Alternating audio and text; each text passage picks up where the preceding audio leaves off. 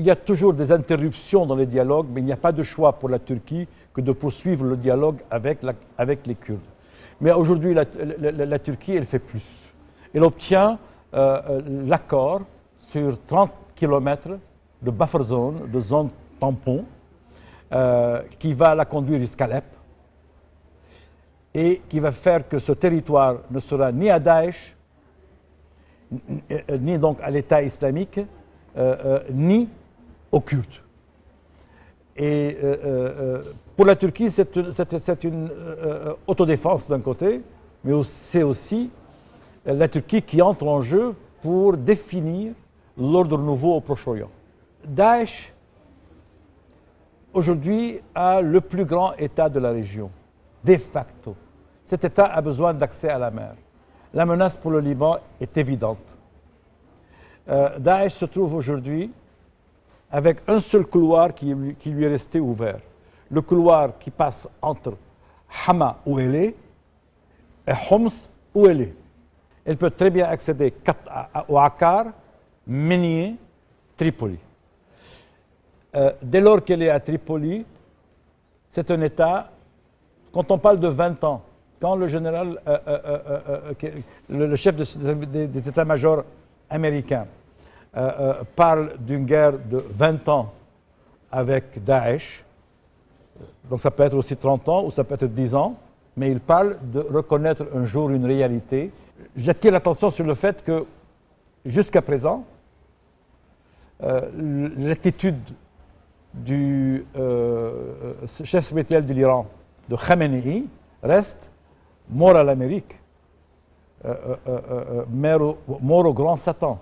Je l'ai déjà répété plusieurs fois et je le répète après l'accord, ce qui est important, parce qu'après l'accord, je continue à penser que l'imam Khamenei n'est pas intéressé à autre chose que d'utiliser l'accord pour alléger l'isolation de l'Iran, d'utiliser l'accord pour continuer à préparer sur les 10 ans qui viennent tranquillement sa bombe, et de l'utiliser surtout pour déclarer victoire et préparer sa succession en tant que leader suprême à son fils, au lieu que ce soit une succession dans la tradition iranienne de Khomeini à Khamenei, d'un wali al-faqih, d'un représentant de Dieu sur terre.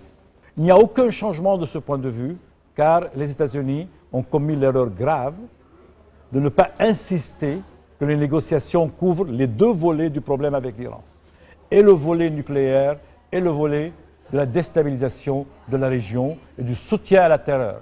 Quand vous parlez des États-Unis, vous parlez d'Obama, parce que dans les derniers débats, que ce soit les candidats à la course à la Maison-Blanche, ils évoquent que c'est un accord qui ne représente que l'administration Obama et qu'éventuellement, si un nouveau président américain viendrait, les cartes pourraient changer. Excellente question. Car aujourd'hui, nous allons être devant une situation dans 40 jours, 50 jours, où le Congrès va voter à la majorité contre l'accord. Donc dès lors que le Congrès vote à la majorité contre l'accord, pour faire passer l'accord, il y a le veto présidentiel. Donc il suffit qu'un nouveau président soit élu pour que ce veto soit levé et que l'accord tombe.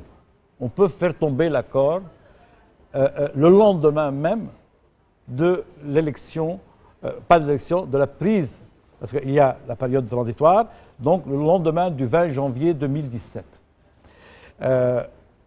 N'empêche que je commence à me poser la question, dans quelle mesure le président Obama serait-il réellement capable, dans les dizaines de jours qui restent, contre une opinion publique qui commence à être influencée non seulement par le Congrès qui est contre, mais également par les candidats présidentiels qui sont contre.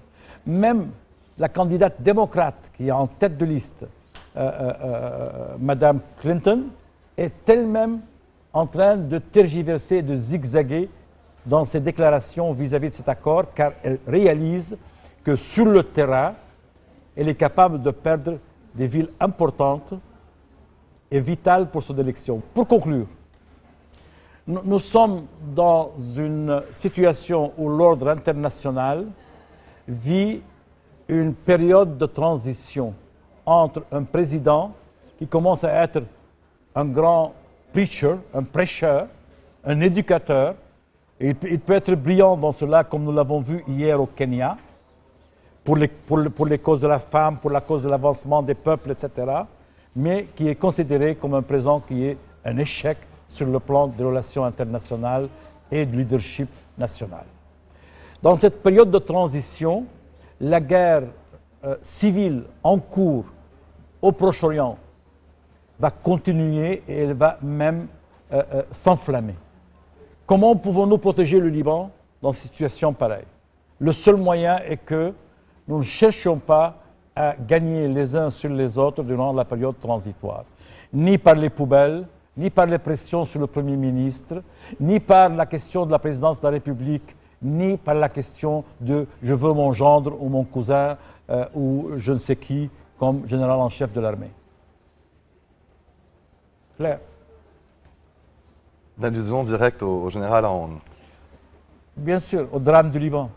Le général Aoun, depuis qu'il a été désigné Premier ministre du Liban sous pression par le président Amin Gemayel, qui avait été sous pression pour le désigner, le Liban vit le drame de Michel Aoun, qui est populaire parce qu'il joue la haine de l'autre.